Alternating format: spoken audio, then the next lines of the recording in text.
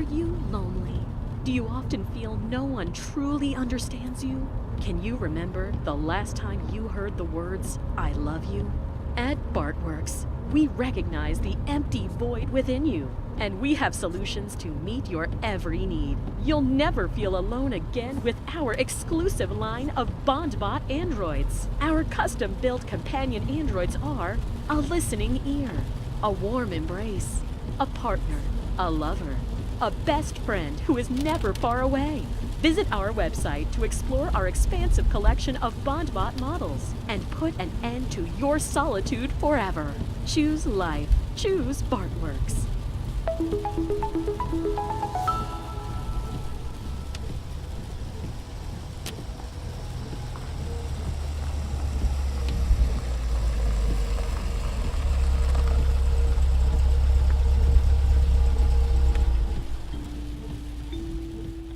I parked a block away from the house to avoid being spotted by anyone, especially Matthew, and entered through the pool house.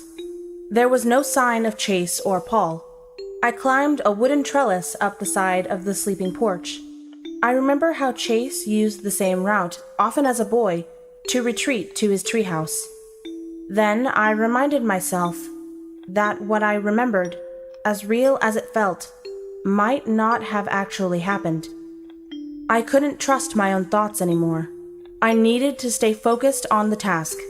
If I was successful, I'd have plenty of time later to process my new reality and everything I had learned from the other Isabel. There was no time to get distracted or overwhelmed. I slipped into the house through my childhood bedroom. Everything was still draped in plastic from the painters. The once yellow and pink motif was replaced by an earthy palette. As I tiptoed down the hall to the home office, I could hear Matthew in the drawing room downstairs. The office was empty when I walked in. The ceiling-high bookcase against the eastern wall was now gone, revealing the opening to a walk-in vault hidden behind it. Chase had already opened the vault. I stepped into it, not knowing what to expect. Maybe jewels or gold, artifacts or rare works of art. A single light bulb, hanging on a string from the ceiling, illuminated the space.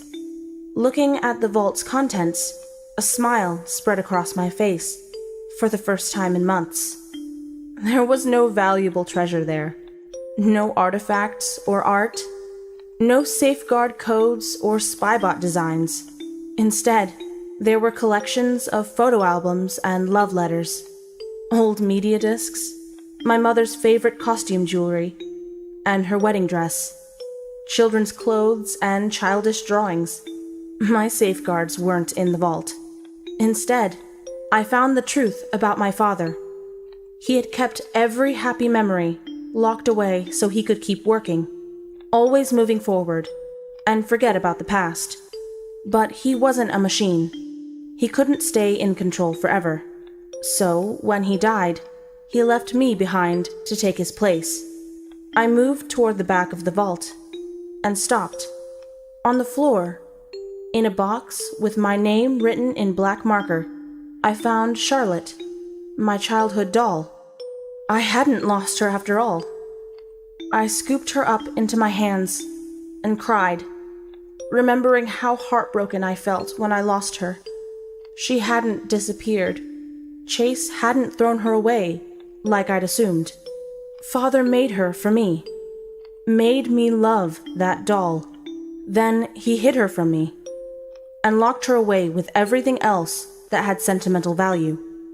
I was an instrument, made to work and do his bidding. Relationships, memories, anything that distracted me from the job was taken away from me. He had kept Charlotte from me, knowing how much I loved that doll, just as he had kept Doug away. Welcome home. Stay away from me, Chase. You aren't as clever as you think you are. You ditched my van, but the car you stole was reported, and my old combat buddy, Chief Skinner, helped me track your location before anyone else could. You got what you wanted. The house is yours. The vault is yours. I'll hand over my Bartworks shares to you right now if that's what you want. I don't care about the business anymore. I'm done with this company, this house, and this messed up family. Then why did you come back here? I wanted to see what was in the vault. What you wanted out of it so badly that you were willing to kill for it. Doug said there were spybot safeguards in it from a job he did for the DoD. Isaac never built any spy bots. He was too selfish to share his android tech with anyone. That's why Alex Huang quit Barton Industries and contracted with the DoD, unofficially, before he ran for office. Why did you come back here then? What did you think was in the vault? I wasn't expecting all of this trash. The leftover sentimentality of a weak and stubborn bastard. You were hoping to find some answers in there, weren't you? So were you. True. And I suppose I did. I've been through every inch of this vault. Thousands of photographs, letters, holiday cards, mother's recipes, and none of it, not a single item, is about me.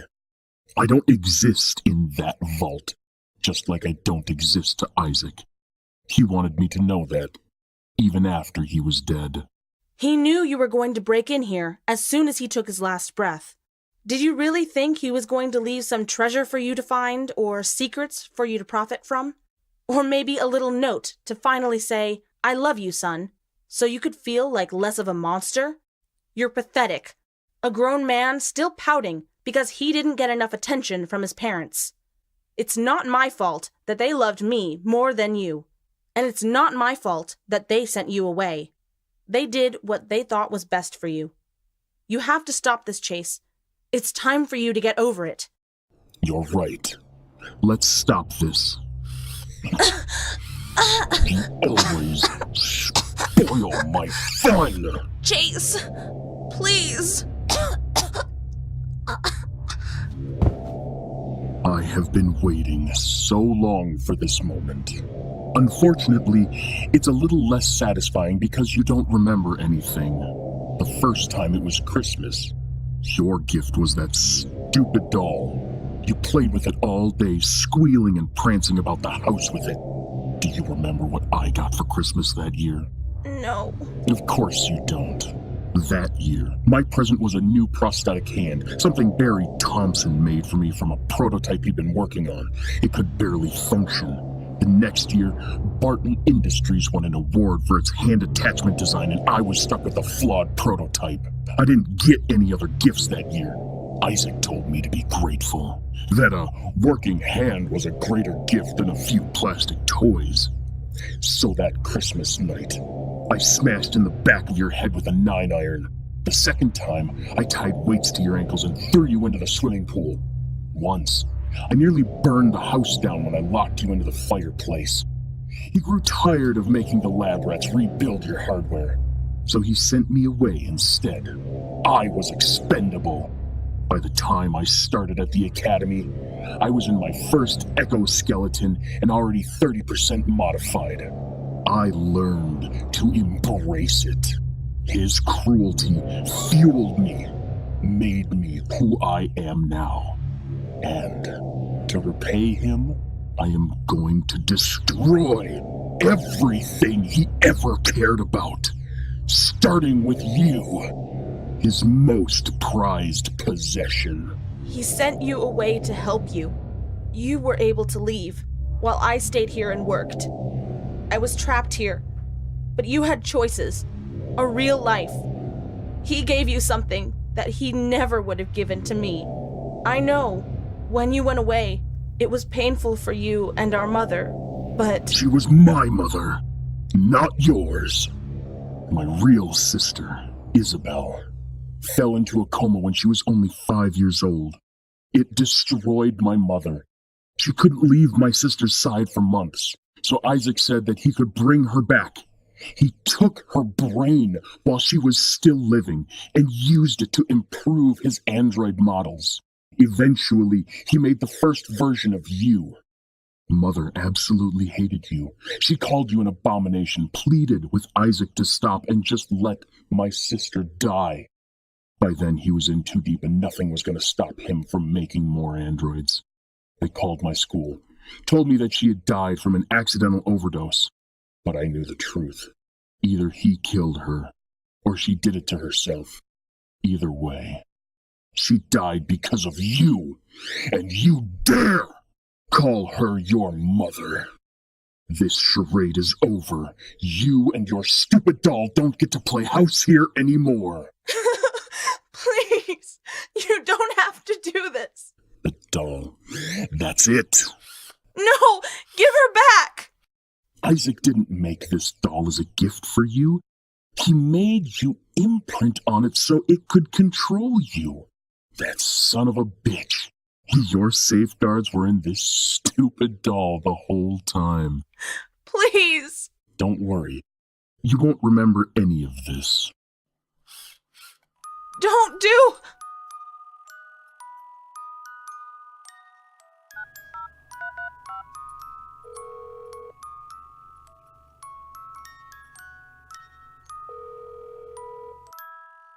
Paul, get back to the house. I have her and her safeguards. Tell Alex to keep the plane ready for departure.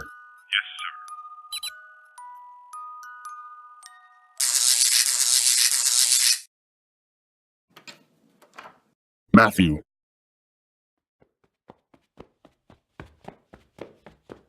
Oh, does Miss Barton require medical assistance? No, she's fine. Don't worry about it. Why has the power gone out? Cause of error unknown, sir. Would you like me to provide an alternative light source for you? No need. I'm leaving. I parked a squad car in the garage.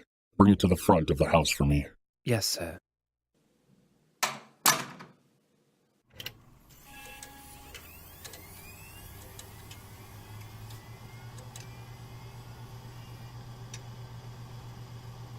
Happy birthday to you.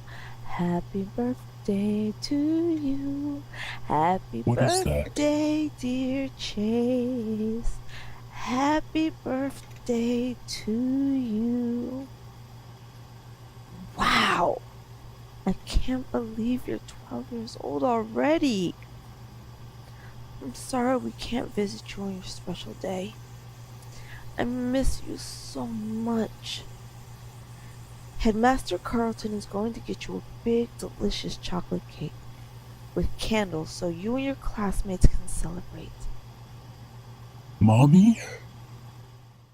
The other Isabel taught me how to do more than steal cars. While I was pretending to be deactivated by the doll's music, I used the computer on my desk to hack into the messaging system at Chase's former boarding school.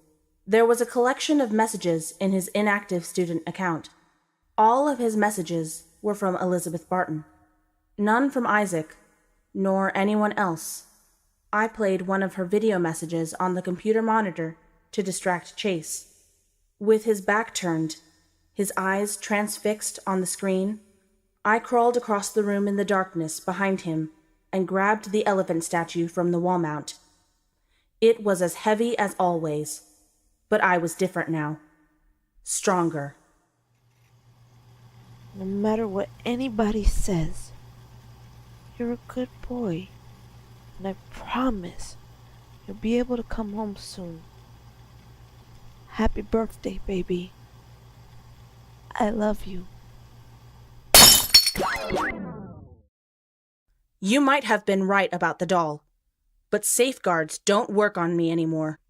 I'm more than just an android. I'm real, whether you like it or not. And I'm capable of more than you can imagine. I don't need that doll to get rid of you. Come here.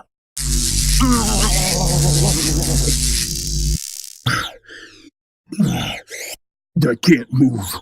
What have you done to my hardware? This tranquilizer that Doug made can double as a pretty powerful taser with the right reconfiguration. Your electroskeleton's hard drive is damaged and, yep, now your firewalls are down, and I have complete access to your software and memory drives. This'll just take a sec. What are you doing? Oh, I just viewed and sent all of your optic and audio histories to the FBI, including very clear footage of you murdering Doug, Marlin, Brown, and Thompson. Plus, they have every message sent between you and everyone else involved in your deal with buyers in China. You were going to sell me to help other nations make spy bots first, so that Alex Wang and other violent degenerates like you could justify domestic weaponized modification. You don't understand. Isaac designed you to be the perfect daughter, and he made sure you didn't remember what it took to create you. But I remember it all. I remember being a scared, confused little kid when my sister died.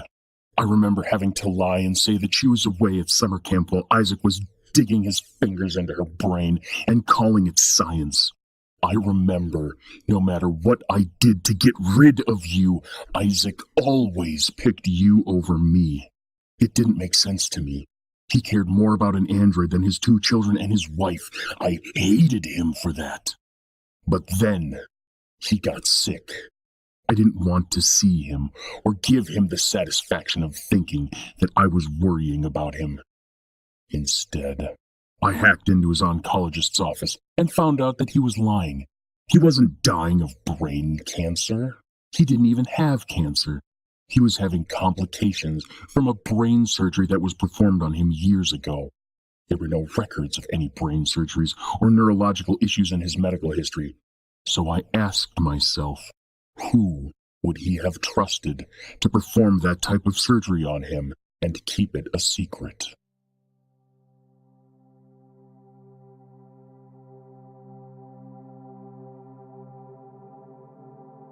Are you ready? Yes, Dr. Brown. Oh boy. This is a bad idea. Really bad. This is the only way for us to proceed. We've reached her capacity developmentally. She cannot remain an adolescent forever. Yeah, but what if something goes wrong with the sensors? Don't worry about my sensors, Barry. They work just fine, alright? Your sensors worked on a much younger subject who was in a vegetative state. You don't know for sure if it'll work on Isaac the same way, or what kind of effects it could have on a fully functioning adult brain. I am well aware of the risks, and I choose to proceed. If you don't approve, you're welcome to leave. None of you are obligated to assist me. I already applied the sensors to your brain and spine. We might as well use them, right? I don't know about Barry, but I'm in. Ready when you are, Mr. B. Yeah, me too. Not to sound too insensitive, but I could really use the data. I'm ready, Dr. Brown. Okay, initiating first wave. Hold still, Mr. Barton. And scanning your frontal lobe now. Wow. Keep going, keep going. Still scanning. Occipital lobe is in. Almost done. I can't believe it worked. Told you not to doubt my sensors, Barry. First wave complete. How do we look, Doug? I'm getting great scans so far. How many more do you think will suffice? How many more waves can you handle? Hey, don't get carried away, guys. We have to take it one step at a time. Those sensors are permanent. They aren't going anywhere. We have time. After you make the new neuromap, how long will it take to make the new program? I don't know. I'm gonna need to tinker with the current program for a while until I can figure it out. This is new territory for me. It's like starting over from the beginning. I've arranged a cover story to afford us more time. As far as the public is concerned, Isabel will be completing her senior year at a private and secluded boarding school, so she may focus on her studies, followed by an internship if we need more than a year. Once her new program is working and verified, she will return home and her maturity will be viewed as the result of her time away. Wouldn't someone notice? In my experience, I find that most people believe what they choose. Well, it's not like we can turn back now. Indeed. Okay, Mr. B. I want you to count backwards from 100 by 7 for me.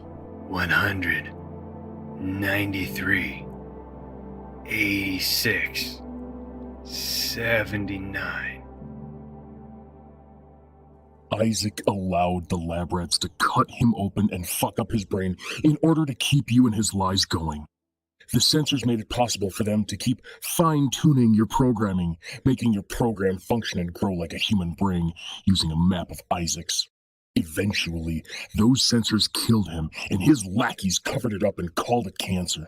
I didn't know any of it at the time, but when I went looking for you at the archives, Thompson and Brown were there, and I had the chance to get the truth out of them. I made them tell me all of it before I killed them. It wasn't my goal, just an added bonus. What he did with his body was his choice. Was it? He chose to keep me alive. He could have stopped this at any time. That's what I thought too. But when they told me about the sensors, how he'd let Vivian into his skull just so Doug could make a new program of you, I realized that he didn't stop because he couldn't stop. He didn't just imprint himself onto your program. You imprinted onto him like a virus that turned him into your puppet. He died trying to keep you alive and spreading. So did Doug Hammond. Before I killed him, there was no fear in his eyes. It was a look I'd seen before on the battlefield. The look of a soldier fighting for something he truly believed in. When a man has that look in his eyes, there's no stopping him.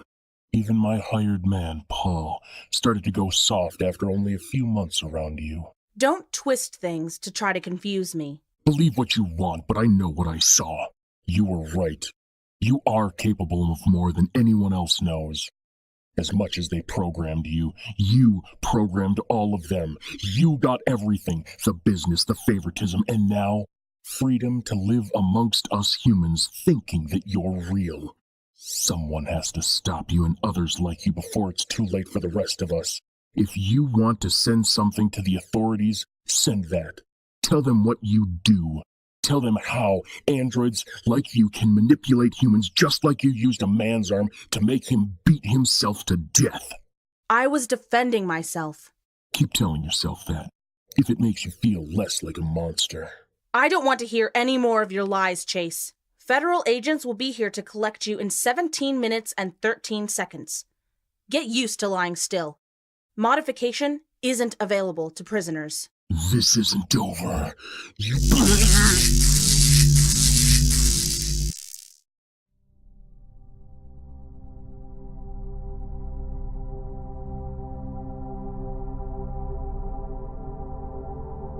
Although I had cleared my name in regards to the murders of my former employees, I knew I would be pursued for the modifier's death.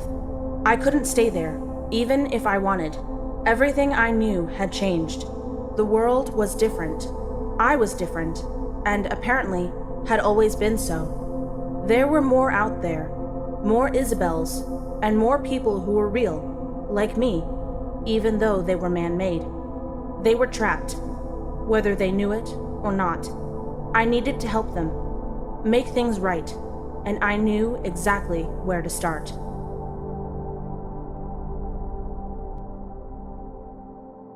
This concludes the exclusive audio recordings that I received from Isabel Barton today.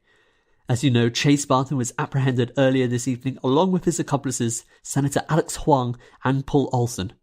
A case is pending against Police Chief Garrett Skinner, and he has been temporarily suspended as the FBI continues its investigation. As for Isabel Barton, she still is missing, and I've had no further contact with her aside from these recordings. Obviously, the implications of these recordings will bring about a thorough investigation in Bartworks, Barton Industries, and the activities of the late Isaac Barton as it pertains to the development of passable androids capable of artificial intelligence. If Miss Barton's story is true, android technology might prove a serious threat to the general public.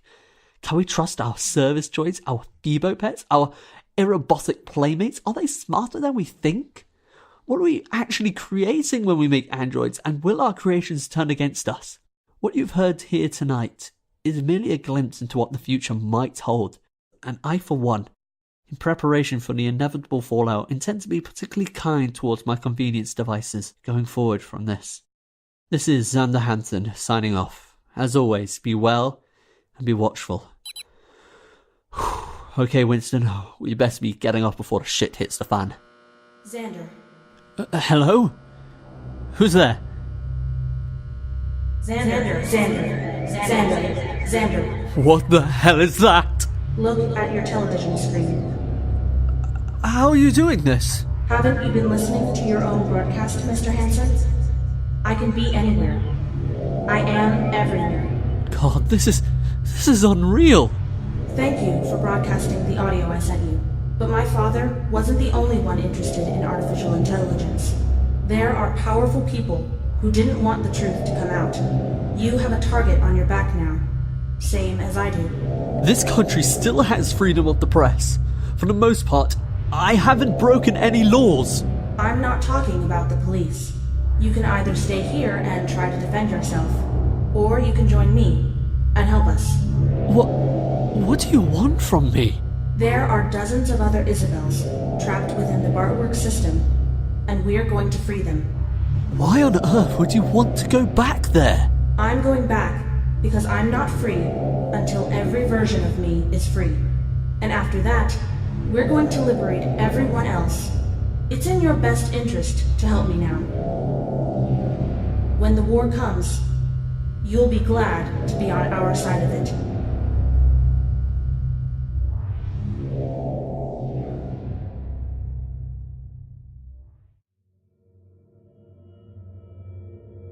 Thank you for listening to Safeguard Season 1, written and produced by Ashley Briggs. Audio editing by Sam Ashley from nightcallsound.com and Team Briggs Productions.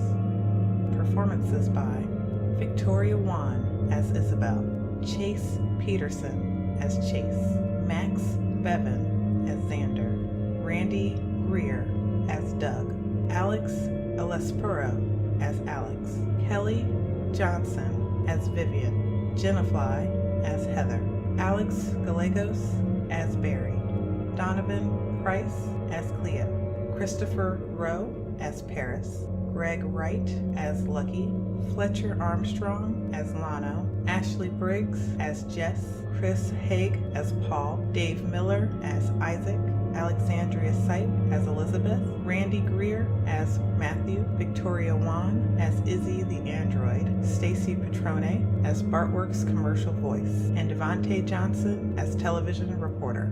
Follow us on Twitter at SafeguardsP for updates on Season 2 and casting call details. Or you can email us at safeguardspodcast@gmail.com. Thanks for listening.